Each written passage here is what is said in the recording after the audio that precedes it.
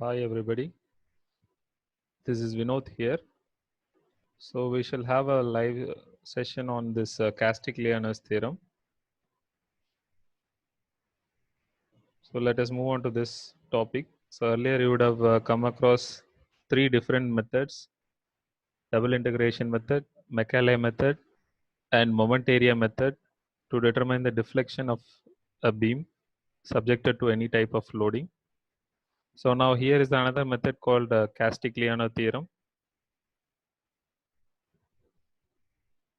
So an Italian engineer, Alberto Castigliano, he has developed a method to determine the deflection of any sort of structures by utilizing the strain energy method. So his theorem of the derivatives is basically with respect to the internal work that is being done whenever a body, or as in this case a beam, is subjected to a loading condition. So with respect to the deformation, so we'll be calculating the deflection by considering the strain energy that has been developed and how much is the amount of work that is being done by the system. With respect to this, we'll be moving on to the further sessions. So actually Castiglione's theorem states that the rate of change of strain energy with respect to statically independent forces gives the component deflection of this force in the direction of force. Say here we have a beam which is being subjected to three different types of loading, that is especially the concentrated load or point load, say W1, W2 and W3, and the corresponding elastic curve has also been shown here. So the beam is deflected with respect to a deflection due to W1 as x1, W2 as x2 and W3 as x3. So now the rate of change of strain energy due to this particular load, so that would give you the deflection. Say if you wanted to calculate the deflection of x1, then it is with respect to the Castigliano's theorem, x1 will be dou u divided by dou w1. So u refers to the strain energy. So partial derivative of the strain energy with respect to dou w1. And similarly x2 will be dou u by dou w2 and x3 will be dou u by dou w3. So here is the consideration, like whenever a particular a beam is subjected to some additional load, say of uh, delta W1, delta W2 or delta W3, and the corresponding additional deflection will be delta X1, delta X2 and delta X3. So here we shall see the relation between the deflection and how the strain energy relation being brought in terms of the deflection. So as we have discussed, so we have got three different types of loads, where W1, W2, W3, which is acting at different portions, which we have seen through that a diagram, earlier seen diagram. So strain energy, normally we have seen in the earlier occasions of different topics, like strain energy is directly equivalent to the corresponding work done by the system. So especially if you want to be so specific, then it is an average work done by the system. So here they have considered average work done means work done due to W1, that is W1 by 2 into the respective deflection as x1. And similarly, average work done due to W2, so W2 by 2 into x2, W3 by 2 into x3. That is what the total strain energy of the entire beam. Say for now, we can consider the W1 as one load. Now we'll be increasing the W1 magnitude to delta W1. So if you are increasing the delta W1 magnitude, so that W1 will be changed from W1 to W1 plus delta 1. In that case, how much is the amount of work done in an additional way? That is the extra work done by the corresponding W1 plus delta W1. And accordingly, what is the change in the strain energy? So this is what we are going to derive. So provided keeping W1 alone as an additional load of magnitude delta W1, wherein W2 and W3 is kept constant. So in such a way that, so how much amount of additional deflection being done? So one is the delta X1 amount, that is initially due to W1, deflection is of X1 and the corresponding work done will be of W1 X1. And now additional work done would be x1 plus delta x1 is the deflected amount. And similarly, for as I've told you, for W2 and W3, we have to keep it as constant. So in that sake, W2 is kept as such, but due to delta W1, there will be a deflection that will happen at point 2. So that is of delta x2 amount. So now if you could see from the earlier graph, as I've told you, the amount of work done in an addition when you are subjecting a load of delta W1 at point 1. In that sake, this becomes W1 plus the actual average work done due to the additional load, that is of delta W1 into the corresponding deflection as delta X3.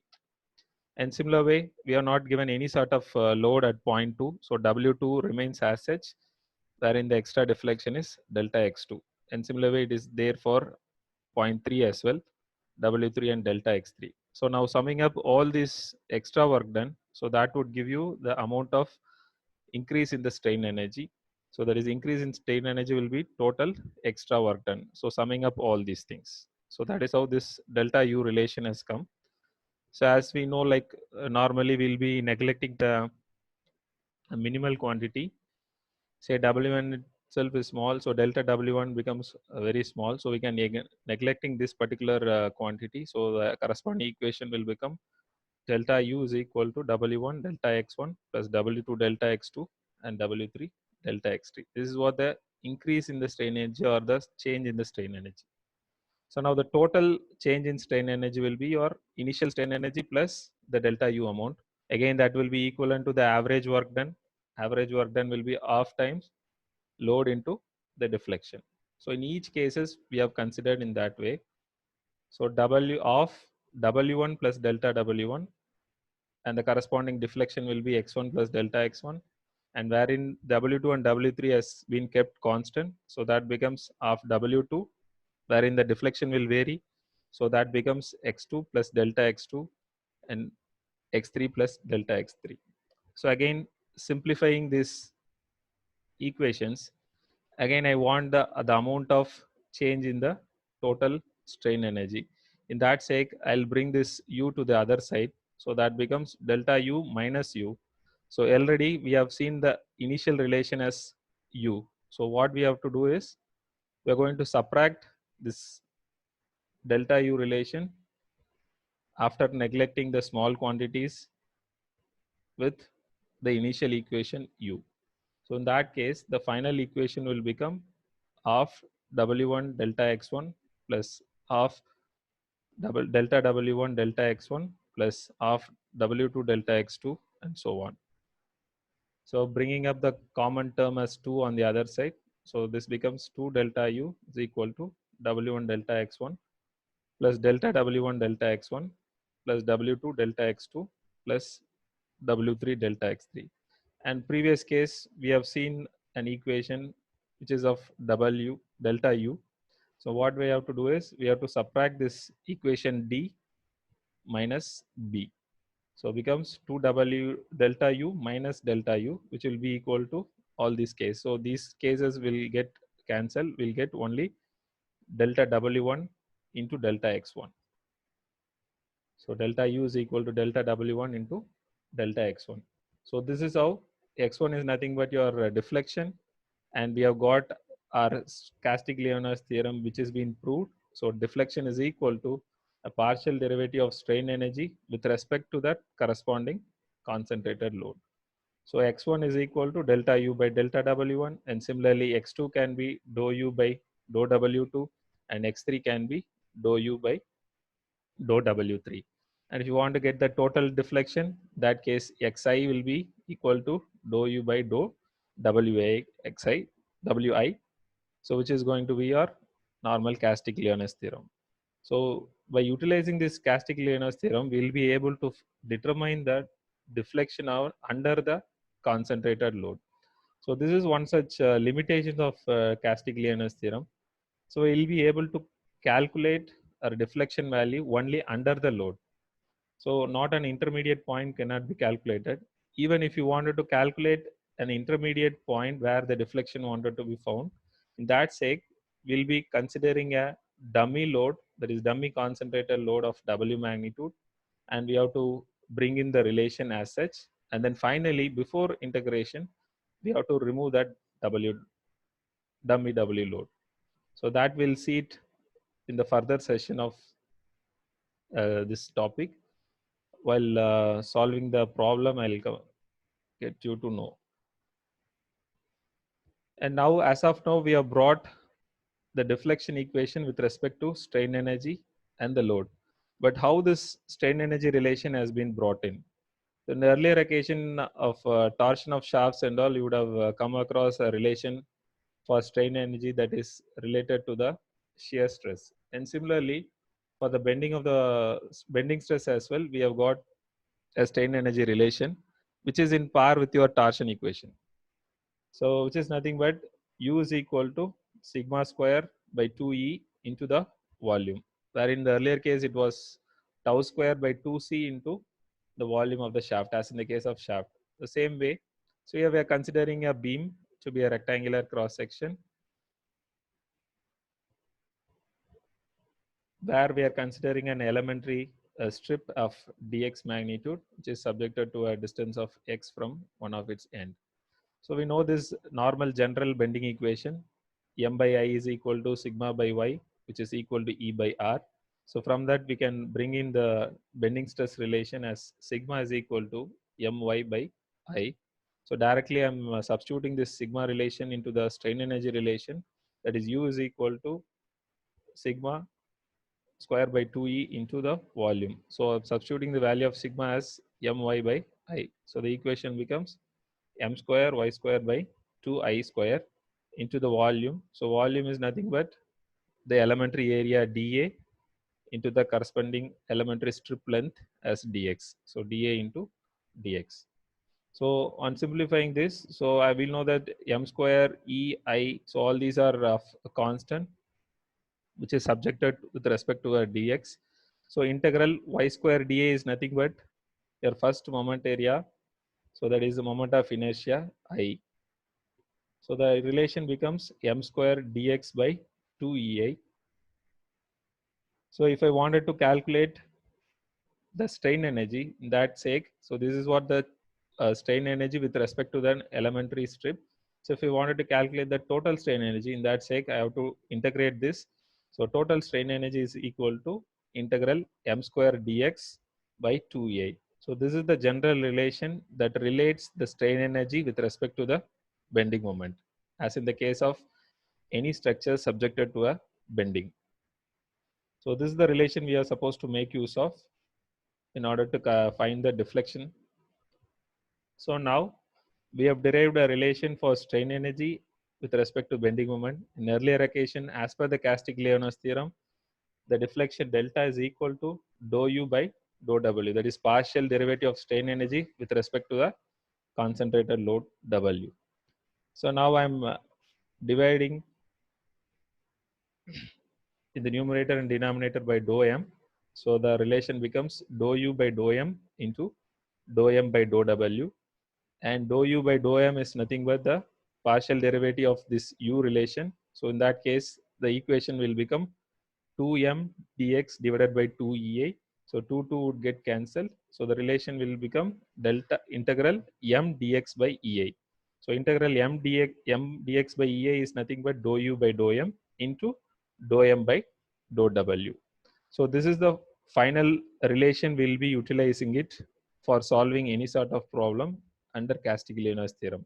So delta is equal to integral m by EI dou m by dou w into dx. So this m by EI is nothing but your slope. Say for example, if you wanted to find the slope, in that case we can make use of only this integral m by EI into dx. So now with this as a base, we can go for solving a few example problems. So make sure that this is the general relation of Castiglie-Leon's theorem. Delta is equal to dou u by dou w. And we know the equation of strain energy that relates with the bending moment. So accordingly, we have brought in our simplified form of equation that relates the bending moment and the deflection with respect to the strain energy relation. So here is an example given. So we are having a simply supported beam, which is simply supported at the ends of the beam as at A and B. So which is subjected to a concentrated load of 50 kilonewton magnitude, and the total length of the beam is of 4 meter. Exactly the point load of 50 kilonewton is acting at 3 meter from the left support. And in our normal case, first of all, we are supposed to find the reaction forces Ra and Rb. So accordingly, we have calculated by applying the general equilibrium equation. Ra plus Rb is equal to the W. W is nothing but the 50 kilonewton. And taking moment about any one of the support. So here I have taken the moment about A. So that becomes 4 Rb is equal to 50 into 3. So I have kept this 50 as W. So that becomes 3W. So Rb will become 3 by 4 W, and Ra will be W by 4. So in that sake, Ra we have found it as W by 4. Now we have considered a cross section. So very similar to the Macaulay method. So from left to the right, the last portion of the beam, we will be considering a cross section, and we are going to derive a relation for the bending moment about x. So bending moment about x, say considering from point A to the xx cross section, the total distance is x. So in that sake, Ra into x minus 50 into x minus 3. That is what your bending equation. Sorry, bending moment about xx.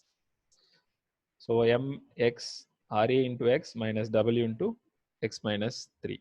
So simplifying this on substituting the value of Ra, I'm getting the value equation as wx by 4 minus w into x minus 3. And now, as per our earlier relation which we have framed as delta is equal to integral m by ei dou m by dou w into dx.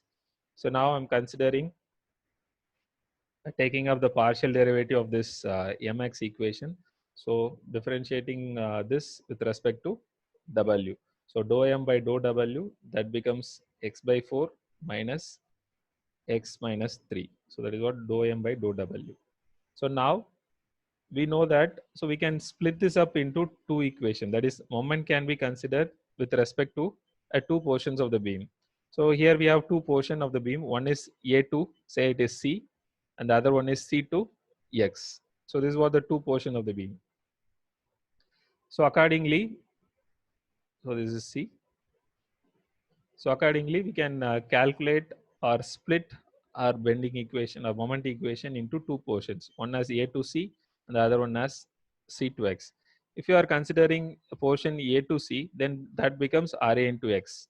If you are considering the entire section, then this entire relation would be applicable as Rax minus W into X minus 3. So for the first portion of the beam, only this Ra into x is applicable, as I've told you earlier. This is what M1 due to the first cross section of the beam, and M2 due to the second portion of the beam, and together we can consider this entire relation. So for the first portion of the beam is applicable from A to C for a span of 3 meter. So your corresponding limit for the integration would vary from 0 to 3. And for the second portion of the beam, it varies from 3 to this x distance, right? Or if you want to calculate till B, then it will be 3 to the remaining total distance, that is 4. So 3 to 4.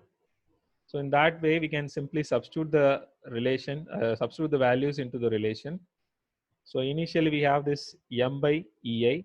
M is the first moment, that is Ra x, that is Wx by 4 is what m. So 1 by ei I have taken it commonly outside.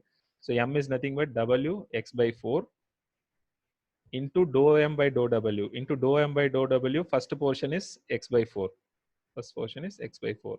So in that case, x by 4 can be made use of. So this is the first relation which is applicable only for the first portion of the beam, that is AC. So that is why we have applied the limit from 0 to 3. Plus, again, it is 1 by EI integral. We are going for the second portion of the beam, that is from C to B, which varies from for a span of 3 meter to 4 meter.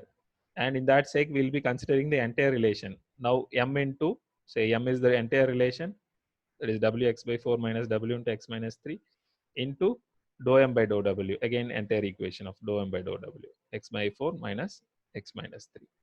So now we can integrate it and substituting the limit. Finally, I'll be arriving at a relation as delta is equal to 3w by 4 EI. Now you know the value of W as 50 kilonewton, so that can be substituted, divided by 4 E and I value are given. So 4 into 2 into 10 power 6. So that would give you a deflection value as 18.75 mm. So I'll repeat again. So initially we are supposed to find the corresponding reaction forces at the two supports RA and RB. After finding out the reaction forces, we have to consider a cross section in the last portion of the beam, very similar to our Macaulay method.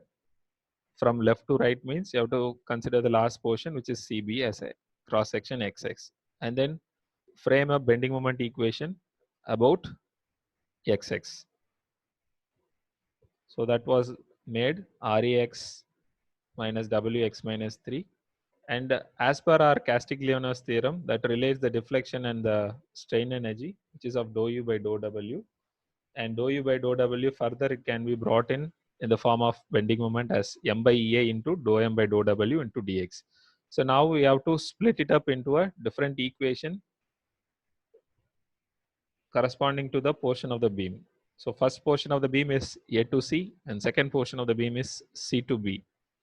So in that sake, we are applying the limit which varies from 0 to 3 meter and 3 meter to 4 meter.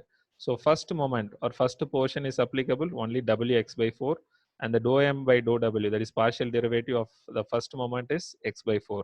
So Wx by 4 into x by 4 into dx. And similarly, the second portion of the beam, wherein all the loads has to be considered, both Ra and the W. So we have to consider the entire portion as M into dou M by dou W. And integrating and substituting the limits, finally we will be arriving out of a relation. Okay. So if you go for the next problem, so here again using Castiglione's theorem, obtain the deflection at the center of the beam carrying an UDL of 20 kilonewton meter per meter over the whole span, and which is simply supported for a span of 3 meter. So I have made the diagram here, a rough sketch. So where a beam of 3 meter span supported at A and B, and the corresponding reaction force as RA and RB, and which carrying up an UDL of 20 kilonewton meter throughout. Now we are supposed to find the deflection at the midspan. As I've told you earlier, so this Castiglione's theorem is applicable only to determine the deflection under a concentrated load. So as in this case, they are asking us to calculate the deflection at the middle, but at the middle we don't have any sort of point load or concentrated load. So in that sake, I'll be considering an arbitrary point load. There's a dummy point load as W exactly at the middle. Okay, and after that we can go in for finding out the reaction forces, followed by framing up the bending equation. So in that sake, so RA becomes, say, 20 into 3 into 3 by 2 due to UDL, the respective force is 20 into 3 into 1.5 plus W into 1.5. Since we are applying this W exactly at the middle, so the middle portion 1.5 is the span length. So 3 RA. So I'm taking up the moment about B point. So in that case, RA becomes 30 plus 0.5 W. So this is what the RA value. And after that, we'll be considering. So again, you can consider this as a two portion of the beam. Say A2, this middle is one portion, middle to the end of the beam B as another portion. So I can consider a cross section XX over here. And with that as a base, we can calculate the bending moment about X. So RA into X. So from left to right I'm coming. So RA into X. So RA is this value into X minus the UDL. UDL is 20 into X by 2. That is 20 into X square by 2. So that becomes 10X square. And the other one is W into x minus 1.5. So the entire distance is, so as I've told you here, we can consider a cross section as x, which is of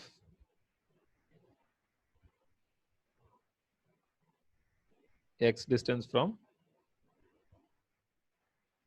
A. And similarly, this distance is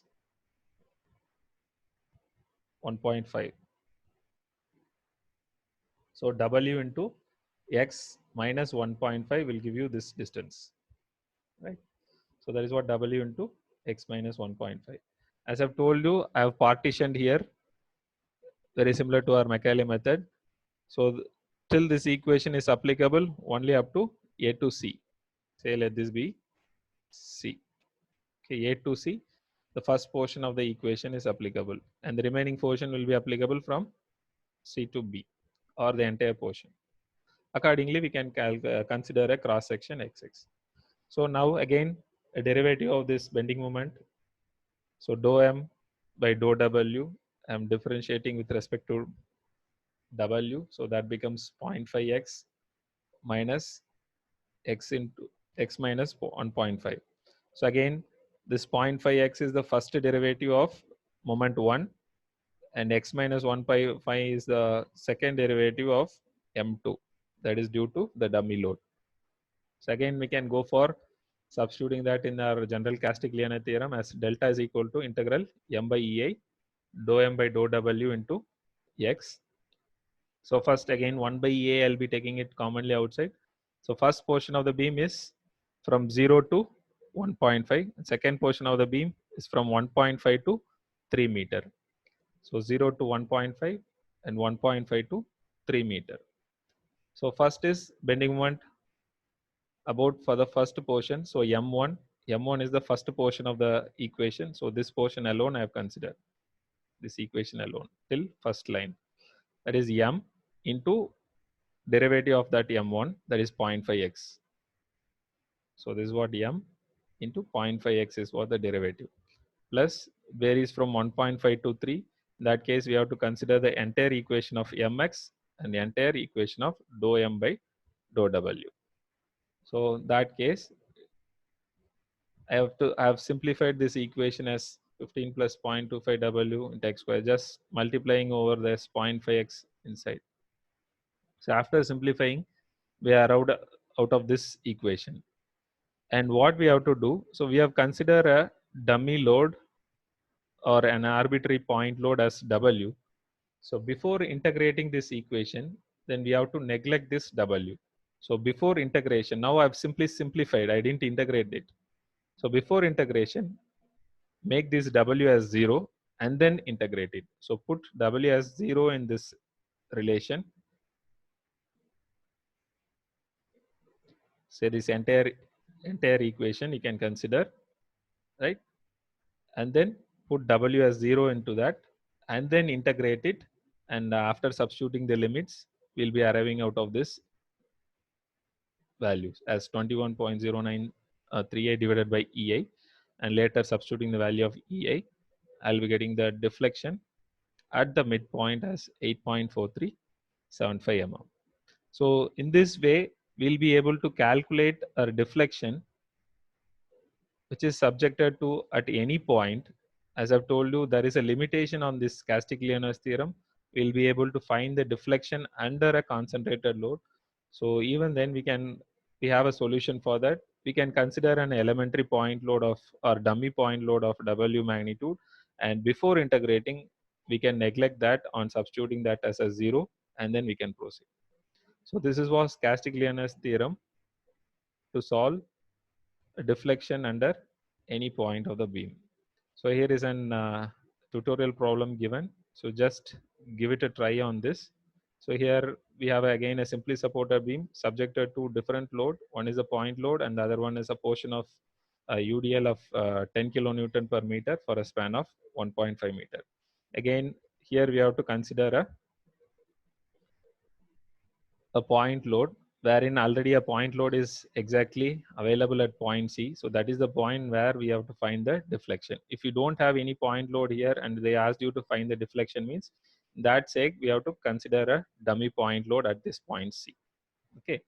Say for example, if you wanted to calculate a slope, in that case, as I've told you, instead of going for a dummy point load, you have to substitute a dummy moment as m. So you have to consider, say if I wanted to calculate a slope at C, in that case, I'll be considering a dummy moment of m magnitude, and later before integrating I can substitute this m as 0. So this is the way I'll be able to find slope at any point. So thank you for listening, and if you have any doubts or clarifications, so do contact your respective class teachers, or else you can contact me as well. Thank you.